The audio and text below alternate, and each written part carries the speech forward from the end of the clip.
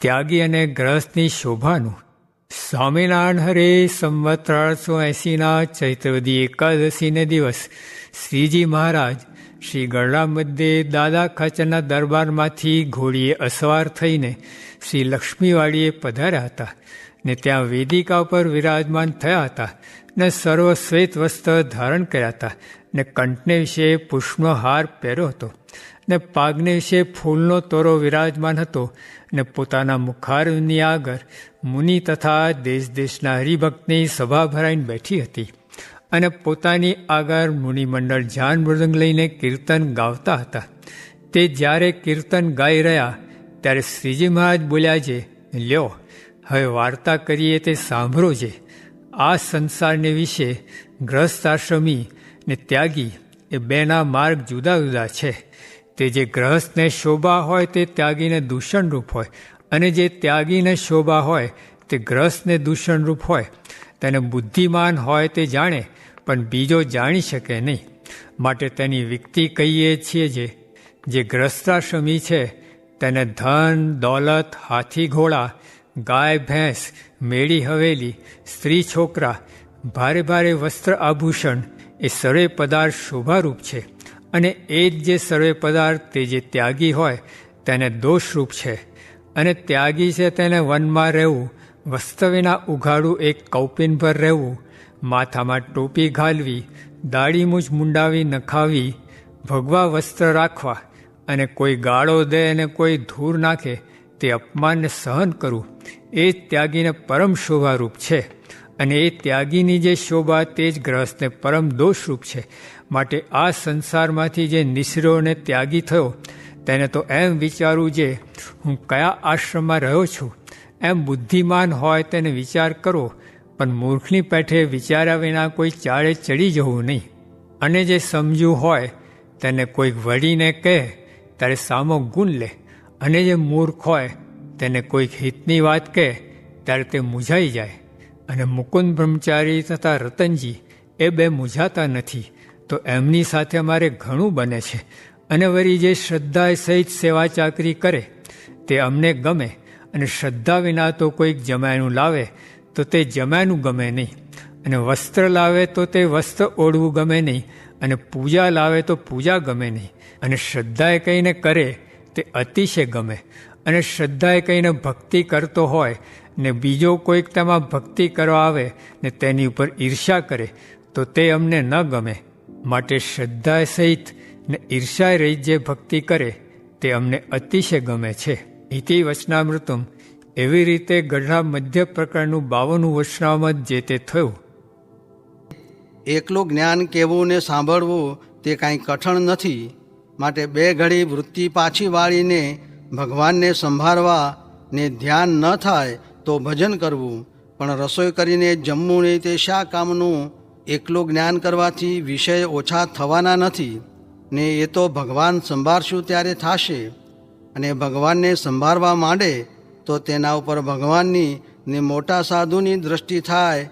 પણ એ માર્ગે તો ચાલે નહીં ત્યારે તેના ઉપર શેની દૃષ્ટિ થાય? માટે એ તો ભગવાનનો વિશ્વાસ રાખીને મંડવું.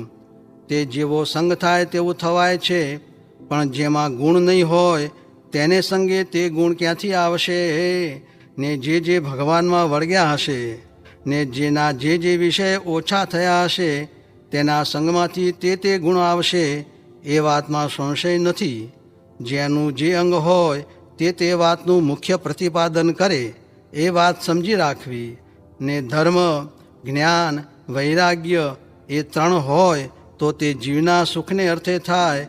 ને ભગવાન સંભાળવા તે પણ છે તો જીવના સુખ સારું, પણ તેને મહારાજ પોતાને અર્થે કર્યું એમ માની લે છે. ને વળી કોઈકે પૂછ્યું છે પુરુષનું મન ક્યાં રહેતું હશે?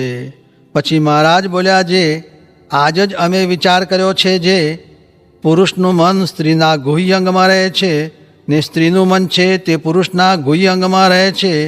એમ સર્વેના અંતર કહી દીધા. સ્વામિનારાયણ હરે. સ્વામીએ વાત કરી છે. વળી એમ બોલ્યા છે જે વખતમાં ભગવાન ભજવાની જેવી રીત હોય તેવી રીતે ભગવાન ભજવા. તેમાં રામાવતારની રીત બીજી તથા કૃષ્ણાવતારની રીત બીજી. તથા ઋષભદેવ ને પરશુરામની રીત બીજી, ને સુખજીની રીત બીજી, ને આજ મહારાજની રીત બીજી. માટે જે સમયે જેવી ભગવાન ભજવાની રીત હોય તે પ્રમાણે ભગવાન ભજવા. પછી કોઈક હરિભક્તે કહ્યું છે, મનુષ્ય દેહ ધરીને તમે ઓળખાણા એ મોટી વાત થઈ. ત્યારે કહે છે, હા, સાધુ તો પ્રાણથી પણ અધિક વાલા થઈ ગયા છે. સ્વામિનારાયણ હરે સ્વામીએ વાત કરી છે, આ સાધુને વિશે જેને જેટલો ગુણ તેટલી સદવાસના, ને અવગુણ તેટલી અસદવાસના છે એમ સમજવું. સ્વામિનારાયણ હરે સ્વામીએ વાત કરી છે, પ્રહલાદે 10,000 વર્ષ નારાયણ સાથે યુદ્ધ કર્યું પણ જીતાણા નહીં, ને નારદને વચને કરીને 6 મહિનામાં ભક્તિ કરીને જીતી લીધા. સ્વામિનારાયણ હરે સ્વામીએ વાત કરી છે, ભાગવતના 5મ સ્કંદમાં જળ ભરતે રહુગણને કહ્યું છે, તું રાજ્યાદિકની વાત કરે છે પણ તું જ્ઞાની નથી. અહિંસા ને બ્રહ્મચર્ય સહિત ને રાગ દ્વેષાદિક રહિત એવો ધર્મ, તેણે યુક્ત એવો જે વૈદિક માર્ગ, તે પણ અમારા આત્મા પરમાત્માના જ્ઞાનવાળાને ગણતીમાં નથી. તો તારા રાજભૃત્યાદિક તે અમારા બ્રહ્મવિતાની શી ગણતીમાં. સ્વામિનારાયણ હરે સ્વામીએ વાત કરી છે, પાંડવે યજ્ઞ કર્યો તેમાં ભગવાન પણ ભેળા હતા, તો પણ નોળિયો સોનાનો થયો નહીં, ને ઋષિના 4 શેર સાથવાના યજ્ઞમાં સોનાનો થયો. એમ સત્પાત્રની સેવાનું ફળ છે. સ્વામિનારાયણ હરે સ્વામીએ વાત કરી છે, કોઈ કહેશે જે મને જેમ છે તેમ કહો, હું એમ કરીશ. પણ મોટા હોય તેમ જાણે જે મોઢે કહે છે પણ આનાથી થશે નહીં, ને કોઈ મોઢે કહે નહીં પણ તેનું જાણે જે આ મોઢે કહેતો નથી પણ તેનાથી થશે.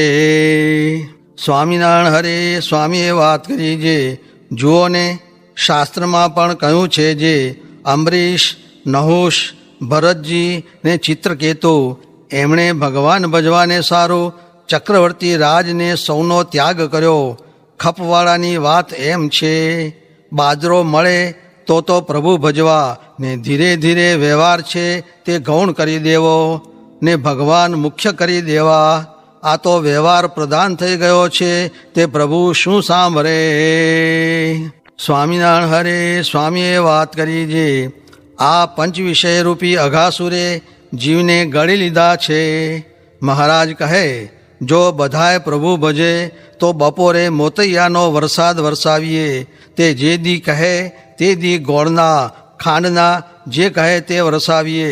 પણ જીવ માળા લઈ બેસી શકે નહીં.